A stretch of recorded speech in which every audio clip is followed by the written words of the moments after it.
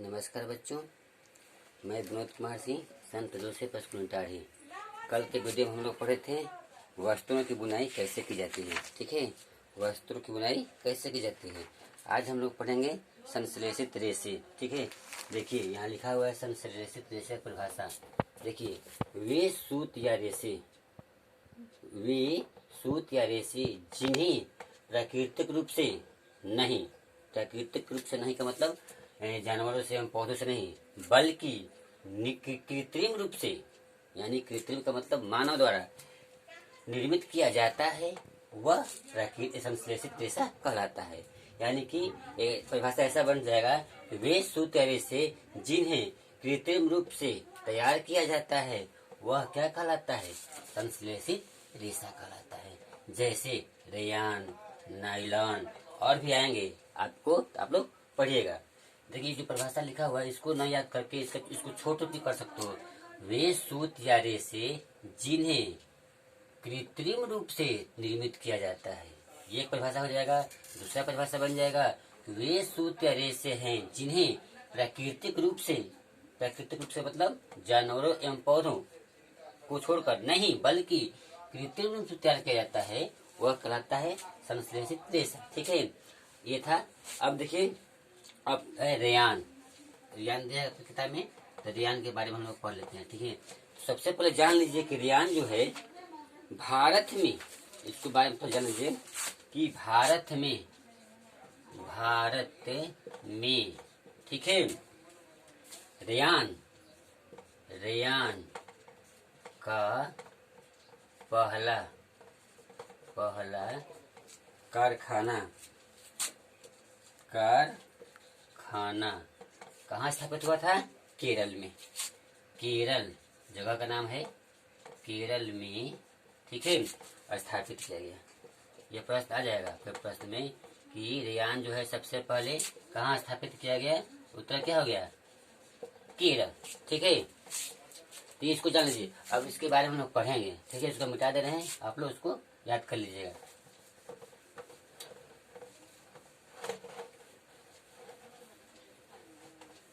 अब देखिए इसके बारे में जाए, अंदर चले हम इनकी गहराइयों में। तो दिया है कि आपने पिछली कक्षा में पढ़ चुके हैं क्या, कि रेशम कीट से प्राप्त होते हैं। रेशम जो है किससे प्राप्त होते हैं?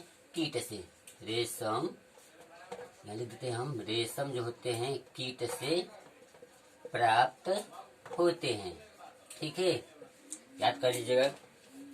रेशम के रेशे से बना वस्त्र बहुत महंगा होता है। रेशम के रेशे से बना वस्त्र क्या होता है? बहुत महंगा होता है, परंतु इसकी सुंदर बनावट ने प्रत्येक व्यक्ति को मोह लिया। लेकिन उसकी बनावट होती है क्या होती है? बहुत सुंदर होती है, तभी लोग उसके प्रति क्या होते हैं? आकर्षित होते हैं। ठीक है, रेशम को कृत्रिम रूप में से बनाने का प्रयास किया गया सन 1890 ईस्वी में।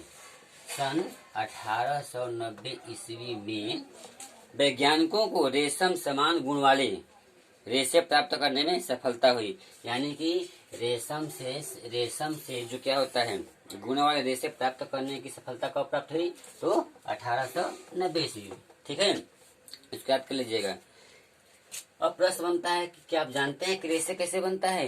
तो देखिए, रेशे बनाने के लिए क्या क्या किया जाता है। सबसे पहले लकड़ी, रेशे बनाने के लिए क्या किया जाता है? लकड़ी या बांस की लुगदी, बांस की लुगदी, बांस का लुगदी देखे हैं, जो मतलब जो बांस के जो वो होता है उस टाइप का, से कास्टिक सोडे की प्रतिक्रिया कराई जाती है। क्या?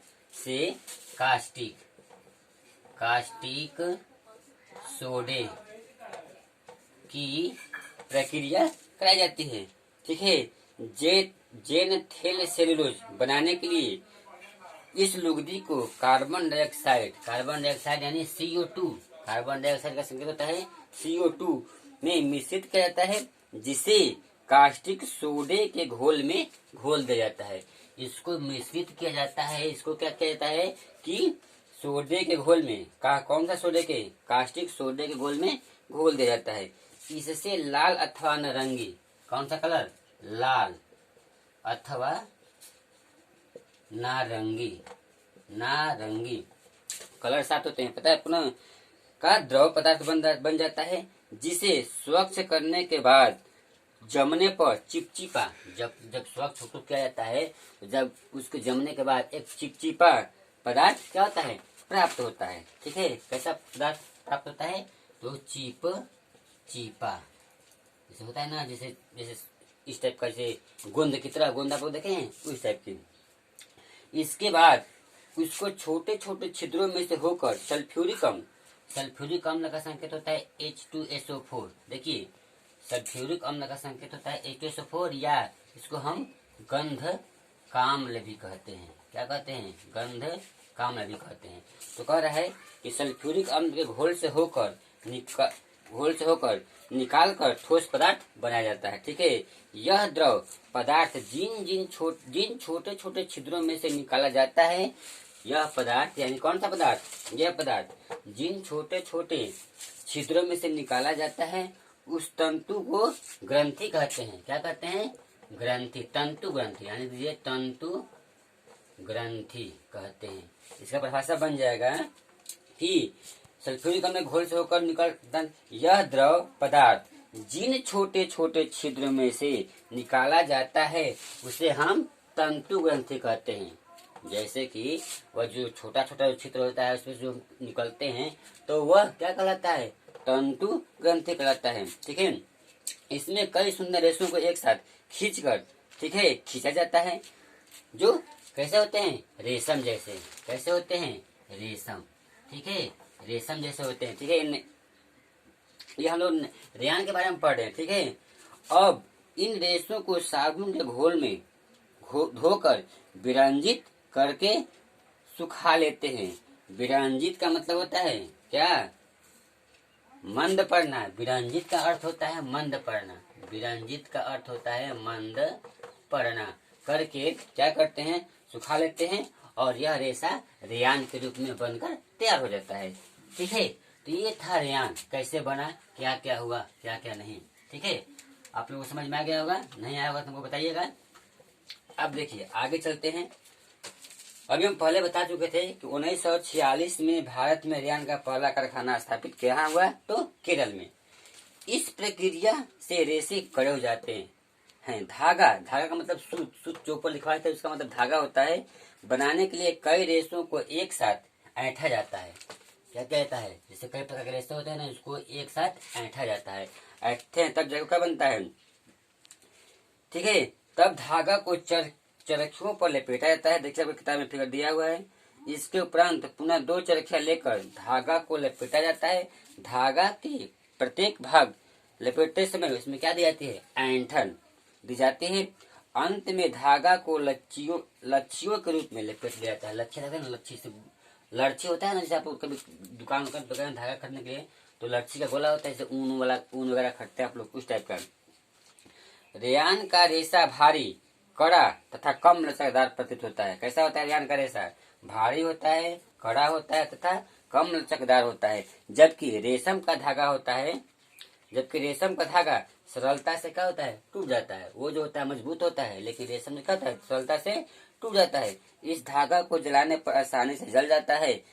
उसमें रुई जैसी लपट उठती है। कैसी लपट उठती है, रुई जैसी। ठीक है, धागा को प्रत्येक बार लपेटते समय ऐंठन दी जाती है।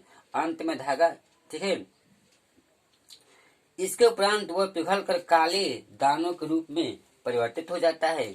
जलते समय कागज या रस्सी जलने जैसी गंध आती है। जब वो जलता है तो उसका गंध कैसा आता है, कागज या रस्सी जलता है ना, उस टाइप का उसका गंध आता है। और अंत में वह भूरे रंग की राख शेष बच जाता है। जो जब जलकर खत्म हो जाता है तो कैसा होता है, भूरे रंग का राख शेष बच जाता है। रेयान असली रेशम से कहीं उत्तम गुण वाला सस्ता होता है। रेयान जो होता है, जो असली रेशम होता है, उससे कहीं अधिक गुण वाला होता है एवं सस्ता होता है। इसे रेशमी रेशे के साबुन बुना जाता है।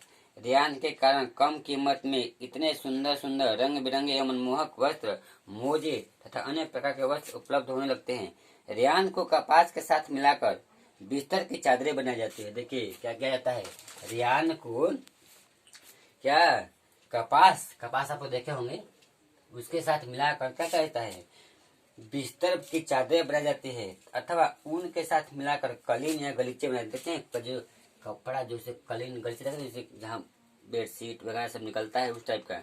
ठीक है, तो ये था रेयान। क्या हम लोग पढ़ रहे थे? रेयान के बारे में। ठीक है, अब हम लोग पढ़ेंगे नायलॉन, क्योंकि उसका दूसरा एग्जाम्पल क्या था? नायलॉन। ठीक है, तो नायलॉन हम लोग कल की वीडियो में पढ़ेंगे। तो आज की वीडियो में इतना ही। ठीक है, अब हम बात करते हैं होमवर्क का। तो लिख लीजिए होमवर्क में पहला प्रश्न होगा, तंतु ग्रंथि किसे कहते हैं? तंतु ग्रंथि किसे कहते हैं? पहला प्रश्न हो जाएगा कि तंतु ग्रंथि किसे कहते हैं। ठीक है, दूसरा प्रश्न हो जाएगा कि संश्लेषित रेशा या रेशे किसे कहते हैं? ठीक है, किसे कहते हैं। आज का इतना ही। तो उम्मीद करते हैं कि आपको ये वीडियो पसंद आया होगा। इसके लिए तो आज के लिए बस इतना ही। धन्यवाद।